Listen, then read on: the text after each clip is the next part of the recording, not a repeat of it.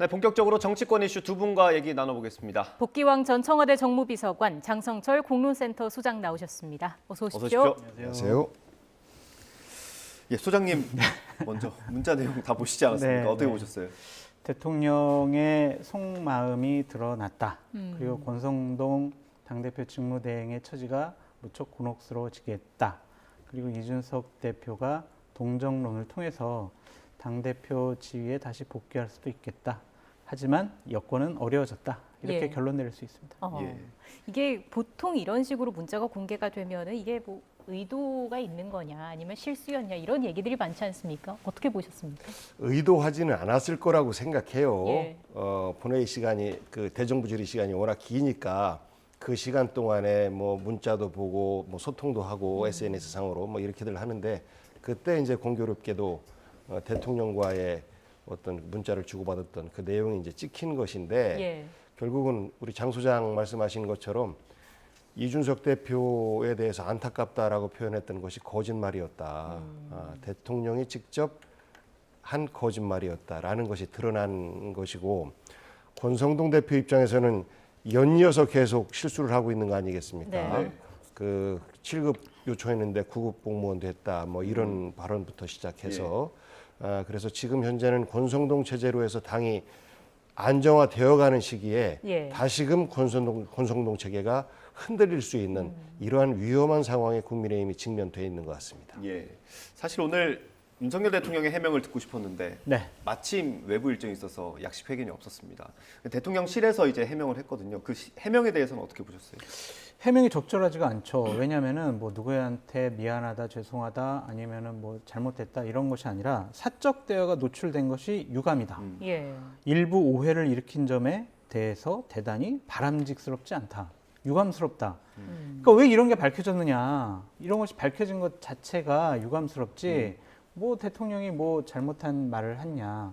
그리고 권성동 대표가 기본적으로 저런 거를 의도적이든 실수든 예. 이렇게 언론에 나오게 한 것이 좀 잘못된 것 같다라는 불편한 심기를 좀 표출한 것 같아요. 근데 이러한 해명도 지속적으로 여태까지 뭐 대통령실이 여러 가지 일들에 대해서 잘못했어요라는 지적을 받았을 때처럼 흔쾌하거나 아니면 자신들 잘못이라고 생각 안 하는 것 같아요. 그러니까 이런 것들에 대해서는 홍보수석 정도 차원의 해석 그리고 해명으로 끝날 일이 아니라고 생각이 네. 들어요. 결국에는 대통령께서 직접 해명을 하셔야 되는 거 아니냐라는 예. 생각이 듭니다. 그 내일이든 모레든 약식 회견이 있을 거 아닙니까? 네. 뭐라고 대답할까요? 다음 질문 없습니까? 뭐 이런 식으로 하실 수도 있을 것 같은데 이 부분은 여당에 큰 분란을 일으켜낼 수도 있고 여당 지지층을 분열시킬 수도 있는 상당히 중요한 문제예요. 그래서 대통령께서 정말 정식적으로 해명을 하시든지 유감 표명을 하시든지 예. 아니면은 이 부분에 대해서 사과를 하시든지 여러 가지 조치가 좀 필요해 보입니다. 해명에 그러니까 있어 이 부분이 이제 말로 거짓말한 것이고 또 내용으로도 거짓말한 거 아니겠습니까? 이준석 대표의 어떤 그 징계에 대해서 기뻐하고 있는 것이 드러난 거죠. 내부 총질하는 사람 없어지니까 당이 잘 굴러간다. 우리 당 잘한다. 예. 뭐 이런 말씀을 하는 것인데 지금 보면 칭찬받을 수 있는 국민의힘의 현재 처지가 아닌데 그런 말씀을 하신 것 정말 부적절해 보이고요. 그리고 대통령 비서실이 신뢰를 받지 못하고 있어요. 예를 들어서 김건희 여사 사진 유출 사건 관련해서도 거짓말로 해명을 하다가 결국에는 나중에 어쩔 수 없이 밝히는 이런 과정들이 두 차례가 있었었거든요. 예. 공식적으로 우리가 확인한 것만 해도 이 부분에 대해서도 아까 장 소장님 말씀하신 것처럼 저희들 실수였습니다. 사실 대통령과 여당의 원내대표 또 직무대행의 대화가 사적일 수는 없는 겁니다. 어떤 형태의 대화든지 간에 다 공적인 것이고 국정운영에 큰 영향을 미치는 것인데 이런 부분에 있어서 권성동 대표를 위로하기 위해서 불필요한 표현을 했다라는 것을 권성동 대표가 아닌 대통령실에서 했다라고 하면 그것에 대해서 송구스럽게 생각한다 그러면 이해할 거예요. 예. 그런데 이것을 권성동 대표가 마치 해명에 자기 과시와 더불어서 대통령의 어떤 커버를 치는 이런 모습을 보니까 이 부분은 정말 신뢰하기 어렵다. 여기에다가 대통령실까지도 그렇게 애매모호한 태도를 보이는 것은 우리 국민들에게 지지층들에게도 저는 신뢰를 주기 어려운 상황이라고 생각합니다. 예, 이 문자를 이준석 대표는 보고 어떤 생각을 했을지도 궁금한데 일단 정면 충돌하지는 않을 것이다 이런 관측들이 나오는 것 같은데 계속해서 따로 반응은 보이지 않게 될까요? 아니요, 지금 뭐 속보로 나왔는데 대통령실 문자 오해할 여지 없이 정확히 이해하고 있다. 이러한 얘기를 했었고요. 그다음에 대략 1시간 전 정도에 예. 페북에다가 본인의 생각을 좀 올렸어요. 예. 그 섬에서는 카메라가 사라지면 눈 동그랗게 뜨고 윽박 지르고 카메라가 들어오면 반달 눈 웃음으로 악수하러 오고. 그러니까 그 섬이 지금 본인 울릉도에 있지만 예. 그 섬이라는 것은 여의도를 얘기하는 거죠. 여의도의 정치권에서는 앞에서 아유 우리 이준석 대표 잘하고 있어라고 했다가 예. 뒤에 가면은 본인을 징계하고 죽이려는 그러한 모습들에 대한 풍자적인 얘기라고 말씀을 드리는데 예. 이런 얘기를 들은 이준석 대표는 상당히 마음의 상처를 많이 받았을 거예요. 왜냐하면 계속 지난번에 징계당하기 전까지 무슨 얘기를 했었냐면 윤 대통령의 생각과 윤핵관들의 생각은 다르다. 예. 윤핵관들은 나를 쫓아내려고 하지만 대통령은 그렇게 생각을 하지 않는다라고 계속 얘기를 했었거든요. 근데 이 문자를 보면 대통령의 생각도 윤핵관들의 생각과 별반 다르지 않다라고 입증이 되는 거 아니겠습니까? 네. 예. 이준석 대표가 이러한 생각을 하더라도 근데 사태를 조금 더 확대시키기 위해서 자신의 감정을 드러내는 거는 좋지 않은 것 같아요. 그러니까 국민들에게 저 이준석 대표 너무 불쌍하지 않아요? 이렇게 얘기하는 것보다는 많은 국민들과 국민의힘 지지층에서 아, 대통령 너무했네, 윤핵관들 너무했네, 이준석 불쌍하네 이러한 여론이 나올 수 있도록 철저한 자기 이미지 관리가 좀 필요한 시점인 것 같아요. 예, 저희가 방송 준비하는 도중에 아마 이준석 대표가 SNS에 글을 올린 모양이에요. 네. 윤 대통령의 문자 오해할 여지 없이 정확하게 이해하고 있다. 이런 입장을 냈습니다. 뭐 바보 아닌 이상 다 이해가 되죠. 속마음이 적나라하게 들킨 것이고요. 거기다가 또 그 윤 대통령이 당무에는 신경 쓰지 않는다라고 예. 얘기했잖아요. 거짓말이었죠. 일일이 신경 쓰고 있는 것이고 사실 대부분 다 권성동 대표하고 공유하고 있다라는 것들이 확인된 거 아니겠습니까? 예. 그리고 실시간으로 국회 대정부 질문하는 것들에 대해서 본인이 직접 체크하고 있고 하는 것들이 다 드러난 거잖아요. 그러니까 당무에 지대한 관심을 갖고 있으면서 마치 독야청청한 것이냐. 그동안은 저는 정치 잘 모르니까 정치는 당에서 알아서 해주십시오. 라고 했던 것들이 모두가 다 위선 아니었느냐라는 평가를 받을 수밖에 없는 대목이라고 생각해요. 예. 저는 참 이거 비판하고 싶은 관점이 또 몇 가지가 있어요. 하나는 대통령이 쓰는 언어가 아닙니다. 내부 총질이라는 얘기, 이것은요, 그 집권 세력 자체 내에서의 자기 정화 기능을 잃어버리는 중요한 계기가 될 것 같아요. 다른 얘기를 하는 게 틀린 게 아니잖아요. 예. 다른 얘기를 하면 너 왜 다른 얘기를 하니? 내가 생각 잘못한 게 뭐가 있니? 라고 하면서 들어봐야 될 거 아니에요. 네. 그거 아니라 넌 나랑 다른 얘기하니까 넌 틀린 사람, 너는 내부 총질하는 사람 이렇게 규정하면은요. 지금 국민의힘이나 대통령실에서 대통령께 다른 얘기 못 해요. 왜냐하면 내부 총질한다고 얘기하실 거니까. 그리고 또 하나 권성동 원내대표도 상당히 부적절해 보이는데 대통령님의 뜻을 받들어 당정이 하나 되는 모습을 보이겠습니다. 이렇게 얘기를 했거든요. 예. 지금 대통령 지지율하고요. 국민의힘 지지율 점점 낮아지고 있어요. 예. 30%대잖아요. 부정평가 60% 넘고 있잖아요. 네. 그런데 대통령 뜻을 받들어 가지고 항나가 된다고요? 지지율을 더 떨어뜨릴 겁니까? 그리고 권성동 원내대표 될 때 출마 명분이 당선 명분이 뭐였냐면요. 저 대통령께 쓴소리 하겠습니다. 할 말하는 당대표가 원내대표가 되겠습니다. 이런 얘기했거든요. 네. 지금은 무슨 얘기예요? 충성하겠습니다라는 거 아닙니까? 대통령 지지율이 낮아지고 권력에 대한 비판이 국민 사이에서 높아지면 예. 당은요. 민심을 전달하는 기구가 돼야 돼요. 이러이러한 것에 대해서 많은 국민들이 불편해하고 어려워하고 있습니다. 그러니까 대통령님, 대통령실 이러이런 거 바꾸세요. 라고 민심을 전달하는 게 바로 당인데 예. 그런 역할 안 하고 당정이 하나 되겠다고요? 이거는 망하자는 거랑 똑같아요. 예. 예, 따끔한 쓴소리를 해주셨고요. 민주당도 지금 오늘 아침에 보니까 우상호 위원장이 젊은 대표를 잘라내는 대통령과 윤핵관들의 미소를 보면서 정치 잔인하다 이런 이야기를 했습니다. 뭐 민주당 입장에서 크게 여기에 대한 논평을 할 필요가 있을까 싶습니다. 국민들이 상식적으로 다 알고 있는 문제이기 때문에 예. 그럼에도 불구하고 이준석 대표의 뭐 그 성과도 있었고 또 아쉬운 점도 있죠. 예. 그런데 청년 정치인들이 세대 교체를 위해 나서고 새로운 정치를 꿈꾼다라는 측면에 있어서 희망적인 부분이 좀 더 컸던 것 같은데 그런 거에 있어서 사실 권력에 의해서 쫓겨나는 이런 모습을 우리 국민들이 어떻게 생각할까라는 측면의 지적을 한 것 같은데요. 민주당에서는 좀 가만히 있어도 될 것 같습니다. 예. 이게 좀 중복되는 얘기인데 수장님께 예. 하나 여쭤보고 싶어서. 그러면 지금 쓴소리를 못하는 대통령 비서실의 분위기가 이 문제에 고스란히 드러났다 이렇게 보시는 겁니까? 문자에 드러난 것보다는 이것에 대한 해명에서 그렇게 전 읽혀져요. 그러니까 자기네들은 잘못 안 한 거 아니에요? 그러니까 유감인 거죠, 그냥. 예. 권성동 원내대표가 왜 이런 것들이 드러나게 했느냐. 그러니까 이러한 인식들, 해명들이 대통령의 지지율과 지금 여당에 대한 지지를 좀 낮게 만드는 거 아니냐라는 네. 좀 생각입니다. 권력을 가진 분들은요, 많은 분들이 비판을 하거나 지지율 떨어지거나 잘못된 일이 나오면은 내 탓이오를 먼저 해야 돼요. 근데 지금 현재 대통령실에 계시는 분들은 남 탓 얘기를 먼저 해서 앞으로도 상당히 우려스럽습니다. 예. 자, 이렇게 문자가 공개된 이후에 논란이 커졌고요. 권성동 당대표 직무대행이 자신의 실수를 하면서 입장을 밝혔는데요. 관련된 녹취가 하나 준비가 되어 있습니다. 먼저 들어보고 이야기 이어가겠습니다. 사적인 문자 내용이 저희 부주의로 인해서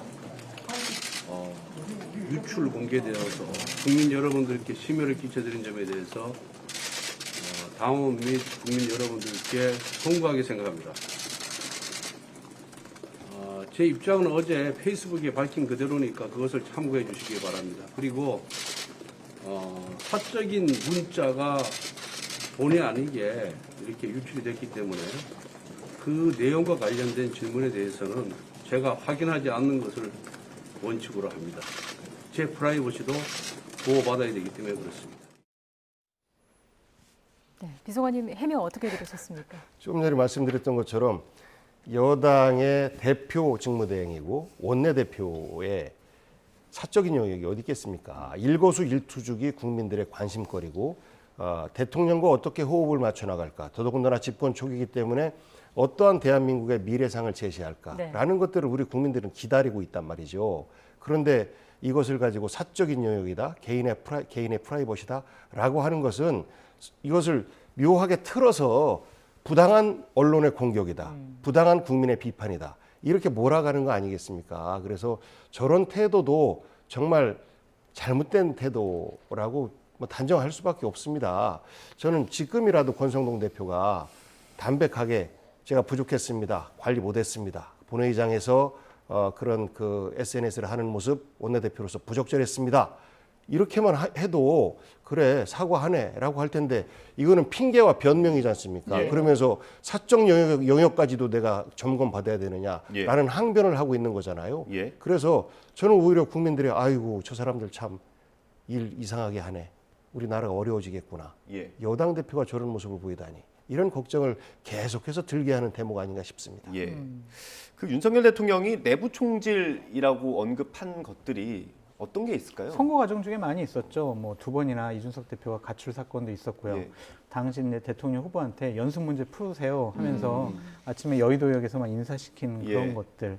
그리고 당시에 선거 캠페인이라든지 윤핵관들의 여러 가지 선거 전략과 방식에 대해서 문제 제기를 많이 했었죠. 예. 그런 점이 내부 총리라고 생각을 했을 텐데 대통령이 되셨으면 통 큰 정치를 해야 합니다. 예. 이기셨잖아요. 그럼 다 품으시면 되죠. 저런 내부 총질이라는 단어 자체는 좀 부적절한 언어 같습니다. 예. 이 윤핵관이라는 단어를 사실 이준석 대표가 가장 먼저 표현하지 않았나 싶어요. 그래서 당시 이제 대선 때 민주당 쪽에서도 윤핵관이라고 이제 공격을 시작을 했었는데 네. 그런 것들이 굉장히 가슴 아프게 다가오지 않았나 싶습니다. 그리고 윤핵관과 윤 대통령은 생각이 같다. 따로따로 떨어져 있지 않다라는 것이 이제 이번에 증명이 된 것인데 장소영 말씀하신 것처럼 통합이라고 하는 것이 굉장히 어렵습니다. 특히나 권력은 나누기 어렵다라는 말이 있는데 그러하기 때문에 권력을 잘 나눠야 되는 겁니다. 예. 이것을 어느 일방이 독점하게 됐을 때 나올 수 있는 폐해 이런 것들에 대해서 저는 이번 사태를 보고 여당과 대통령께서 한번 돌아보는 계기가 되었으면 하고 당 내에서도 이렇게 통합을 하지 못하는데 국민 전체 또 야당, 언론 이들과 함께 어떻게 일을 해나갈 수 있겠습니까? 그래서 저는 국정 전반을 뭐 2달 갓 지났습니다만 예. 돌아보는 계기, 반성하는 계기로 삼아야 된다고 생각합니다. 네. 그리고 그 문자 내용 중에 우리 당도 잘하네요, 잘하고 있다라는 내용이 있는데 이 부분도 좀 해석의 여지가 있는 것 같습니다. 앞서 소장님께서 계속 그 지지율 추이가 좋지 않다는 점을 지적을 해주셨잖아요. 네. 어떤 점을 잘하고 있다는 걸까요? 그러니까 지지율이 잘했다라기보다 예. 우리가 권성동 원내대표가 저 문자가 드러나기 전에 했던 문자 내용을 좀 주목을 해봐야 될 네. 텐데 권성동 원내대표의 얘기는 아유 우리 당 의원들이 지금 대정부 질문할 때 정부 정책 잘 홍보도 하고 지금 야당과 대응해서 우리 장관들 잘 보호하고 이렇게 하고 있습니다. 예. 그래서 대통령이 많이 뒷받침하고 있습니다. 이런 얘기를 비슷한 얘기를 했다라고 본인이 얘기를 했어요. 예. 그러니까 대정부 질문 하에서의 여당의 역할을 잘하고 있다라고 한 것 같습니다. 예. 어떤 그러니까 부분을- 한가하게 텔레비 보고 있었던 거죠. 대정부 질문 텔레비. 어떻게 하고 있나 그걸 보면서 잘하고 있다라고 칭찬을 하신 모습 얼마나 바쁩니까? 지금 집권 초기인데 보통 바쁜 시간이 아니거든요. 분초를 나눠서 일해야 되는 시기인데 야당에서 우리를 어떻게 공격할까? 여당에서는 우리를 어떻게 옹호해 줄까? 이런 것들에 대해서 그날 현상적으로 말싸움 벌어지는 것은 중요한 게 아니에요. 예. 결국 이런 것들이 다 지나고 나서 국민들의 전체적인 평가가 어떻게 되느냐가 대정부 질문이 갖는 의미이고 여기에서 정부와 여당이 제대로 방어했는지 안 했는지 결정이 나는 거거든요. 현상적으로는 이기고 지고 말싸움에서 이기고 지는 거거든요. 근데 국민들은 그것들을 중요하게 생각하지 않는데 아마 그런 부분에 기뻐했던 것 같습니다. 예. 오늘 복귀한 비서관님이 너무 즐겁고 재밌게 지금 반응하시는 것 같습니다. 예. 예, 아마 저도 시간을 봤는데 아마 점심 시간에 임박했을 때인 것 같긴 하더라고요. 뭐 그 전에 얼마나 내용을 네. 대화를 했는지 는 모르겠습니다. 네.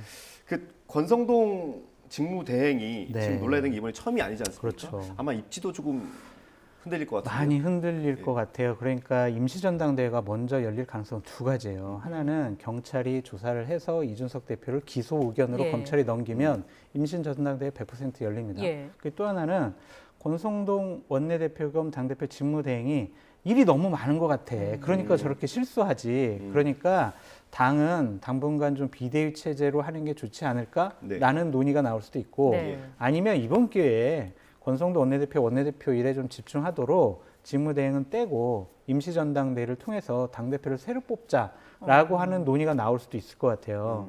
지금 예를 들면 윤핵관 내에서도 상당히 이런 부분에 대해서 의원들과 긴밀하게 여러 가지 얘기가 나오고 있고요. 예. 또한 시나리오로 막 여의도에서 언급되는 것 중에 하나가 몇몇 최고위원들이 아유 이거 저희들 정말 부끄럽고 창피합니다. 우리가 책임지겠습니다라고 하면서 사퇴를 하게 되면은 임시전당대가 열릴 수밖에 없어요. 그러니까 저는 이거는 어떻게 진행될 거다라고 확정돼서 말씀드리는 게 아니라요. 이러이러한 일이 벌어질 수도 있다라고 말씀을 드리는데 현실적으로 권성동 직무대행의 입지는 상당히 축소된 거는 맞습니다. 그런데 이 체제 자체가 윤석열 대통령이 직접 그 주말에 회동을 하면서 정비를 해놓은 체제이기 때문에 쉽게 어느 누가 나서서 흔들리지는 않을 겁니다. 아마 권성동 대표가 결단하고 그것에 대해서 윤석열 대통령이 동의해 준다면 모를까. 예. 그렇지 않고서는 쉽게 흔들릴 수 있는 체제가 아니거든요. 그리고 6개월 후에 이준석 대표가 돌아올 수 있느냐 이런 부분에 있어서 뭐 갑론을박이 있습니다만 아마도 그런 시나리오를 갖고 있는 거 아닌가 싶어요. 그러니까 6개월 정도까지는 권성동 체제로 확실하게 윤 대통령 친정 체제로 예. 운영을 하면서 만약 경찰 조사에서 어떤 결과가 나왔을 때 그때는 뭐 당연히 이준석 대표가 돌아오지 못하겠지만 그렇지 않을 경우에는 그 중간에 징계 기간이 끝나기 전에 말씀하신 것처럼 최고위원 전원이 사퇴를 하면 비대위 체제로 전환되거든요. 예. 그러니까 안정적으로 6개월 가량을 윤 대통령 친정 체제로 가고 그리고 나서 6개월 후에 비대위 체제로 전환하면서 다음 전당대회를 준비하는. 그래서 절대 이준석 대표에게 당 운영권을 돌려주지 않는 이런 계획들을 갖고 있는 것 아닌가 예. 이렇게 좀 추측이 됩니다. 그러게요. 몇 가지 좀 가능성들이 거론이 되는데 어떻게 되는지 지켜봐야 할 것 같고요. 이번에 법무부 이야기로 넘어가 보겠습니다. 최근에 전현직 법무부 장관들이 설전을 이어가는 모습입니다. 전 정권의 정책을 뒤집는 한동훈 현 장관 그리고 이에 반박하는 박범계 전 장관 이번에는 검찰의 티타임 부활로 설전이 또 오갔습니다. 함께 들어보시죠. 그럼 과거에 그동안 지난 정부 하에서 있었던 수사에서는 과연 흘리기가 없었습니까? 티타임이 없었어요? 한 가지만 말씀드리면 중요한 임무를 담당하는 공직자는 언론으로부터 불편한 질문을 받아야 한다고 생각합니다. 거기에 대해서 즉답을 하든 뭐 답을 안 하는 것도 답 아니겠습니까? 그런 식으로 서로 간에 이 소통이 될 수 있어야 하고 그것은 공식화하고 투명한 방식이어야 합니다. 저는 그것을 정상화하겠다는 취지입니다. 수사 정보 알려주는데 쓴소리를 누가 해요? 어떤 기자가 쓴소리 합니까? 그러면 제가 장담합니다. 그렇게 여러 기자들에게 모두 다 티타임으로 다 알려준다. 기자들이 좋아할 거예요. 단독 특종 없을 거라고 생각합니까? 그 속에서도 또 단독 특종 나옵니다. 그건 인권에 대한 정확한 감수성이 없다고 저는 봅니다. 예, 양측 모두 한 채 물러섬이 없는 모습인데 어떻게 볼 수 있을까요? 피의사실 공표가 피의자의 인권을 보호하는 것이냐 아니면 훼손하는 것이냐라는 문제점으로부터 저는 출발한 거죠. 근데 저는 정치인들, 권력자들에 대해서는 분명히 견제가 필요하다는 생각이 들어요. 그러니까 언론을 통한 견제일 텐데 그것이 검사들이나 아니면은 검찰에 계신 중요한 분들이 저런 기자들과의 티타임을 통해서 네. 슬쩍슬쩍 흘려주는 것이 문제라고 박범계 장관은 얘기를 하잖아요. 근데 하지만 권력자들이 잘못을 하고 정치인들이 잘못하는 것에 대해서는 기자들의 특종, 단독, 전 이런 건 필요하다고 보여집니다. 그래야 정치인들이, 권력자들이 기자들도 무서워하고 검찰도 무서워하고 국민도 무서워한다라고 예. 말씀드려요. 사실은 이제 언론의 역할을 말씀을 해주신 건데 검찰이 이걸 이제 사실상 공개된 자리에서 이제 기자들에게 수사 상황을 조금 설명하고 이런 것들에 대한 문제이거든요. 그러니까 옳고 그름의 문제라기보다는 선택의 문제인 것 같습니다. 상대적으로 티타임이나 이런 것들을 통해서 자칫 수사 정보가 흘러나가고 그것이 인권으로까지도 연결될 수 있는 이런 우려가 있기 때문에 티타임을 없애겠다라고 하는 것이 이제 지난 정부 때의 판단이었다면 지금은 그렇지 않고 더 많은 소통을 위해서 국민들이 궁금해하는 부분에 대해서 알려줘야 되겠다라고 하는 건데 이것이 수사의 영역이냐, 행정의 영역이냐, 정치의 영역이냐 이렇게 나누어질 수가 있어요. 예. 정치의 영역으로 볼 때는 더 많은 대화를 하고 국민들에게 많이 알려주는 것이 좋을 수 있습니다만 법무부가 갖고 있는 또 검찰청이 갖고 있는 이 특수성이 행정과 특히 수사에 이렇게 중요한 지점이 있는 거 아니겠습니까? 그런 측면에서 볼 때 다양한 정보를 계속해서 공급을 하면 이것이 자칫 재판을 통해서 무죄가 나오는데도 불구하고 수사 과정에서 이미 범죄자로 낙인이 되는 이런 결과들이 나오는 것을 어떻게 막을까? 이런 장치들에 대해서도 한동훈 장관이 사실 이야기를 좀 해줘야 되거든요. 예. 그래서 이건 옳고 그름의 문제가 아니라 진일보된 국민과의 소통 문제를 수사라고 하는 어떤 특수성을 갖고 있는 그 법무부에서 어떻게 소통할 건지 이거에 대한 답을 좀 내놔야 되는데 이전에 안 했던 거는 소통 안 하려고 했던 거니까 저는 소통하겠습니다라는 것은 그야말로 정치적인 영역으로 접근하는 모습으로 보인다는 말씀이죠. 예. 그래서 저는 두 분 다 공히 말씀하시는 것이 뭐 티타임을 안 한다고 해서 특종이 안 나가고 한다고 해서 단독이 안 나가겠습니까? 라고 하는데 기자들은 끊임없이 취재를 하지 않습니까? 다양한 경로로. 그리고 티타임 없는 때에도 또 특종 단독 나갔었어요. 그래서 이 부분은 검사들 스스로가 자기들의 어떤 그 직업윤리 이런 것들을 충실히 하면서 이 직업윤리를 어떻게 그 법무부 내에서 다 잡을까라는 측면으로도 접근을 해야 되는데 네. 그런 부분이 좀 빠져 있는 것 같아서 아쉽습니다. 예. 일정 부분 좀 공감을 하시는 것 네, 같아요. 뭐 그런 좀 공감을 하고 아까 말씀드렸듯이 권력자들은 항상 감시와 비판의 대상이 돼야 된다라는 것으로 말씀드려요. 네. 예. 자, 그리고 윤 대통령과의 업무 보고에서는 그 검찰의 수사 기능 정상화를 강조했습니다. 이거 역시 문재인 정부에서 약화됐던 그 부분인데 이건 국회 동의 없이 좀 가능한 일인가요? 현재 윤석열 정부에서 추진하는 거 보면 시행령, 그러니까 예. 행정입법을 통해서 국회 입법을 무력화시키는 이러한 모습들이 진행되고 있는 것 같아서 어떤 식으로 피해갈 수 있을지 모르겠습니다만 예를 들어서 공수처다라고 하면 이 공수처를 태동시키기까지 굉장히 많은 국민적 논란도 있었고 네. 맨 처음에는 압도적인 국민들의 찬성 지지가 여론이 많았다가 이것이 이제 정치 쟁점화되면서 여러 가지 이 부작용에 대해서 특히 검찰들의 권한 축소 이 부분에 대한 어떤 비판 이런 것들이 이제 오가면서 거의 정치 세력에 대한 지지처럼 그 찬반 의견이 굉장히 네. 좁혀졌었는데 공수처에 대해서 기능을 바꾸려고 하는 것은 결국은 국회 문턱을 넘지 않으면 불가능한 것 같습니다. 예. 예. 오늘 마지막으로 경찰국 얘기를 좀 짧게 해보겠습니다. 경찰국 신설 관련된 내용을 담은 안이 국무회의를 어제 통과했고요.